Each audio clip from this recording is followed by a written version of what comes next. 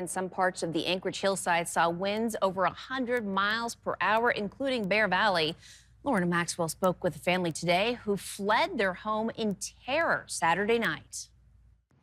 Ashley and Michael Farnham built the house that you see behind me. In fact, they just moved in this fall.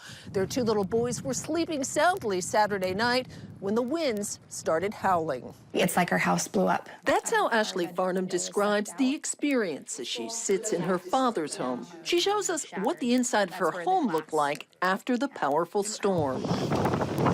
Snowdrifts in the living room, missing doors and windows. The couple says they heard metal siding ripping off their house. Then everything happened at once.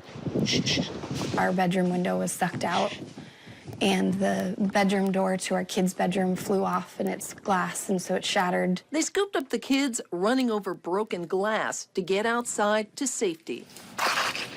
I think I slipped at one point on the broken glass, sliced my finger open. Michael, I know he has cuts on his feet. Now, hours of work have removed the snow inside. We had generators and obviously all these electric heaters running last night. But nothing is quite the same.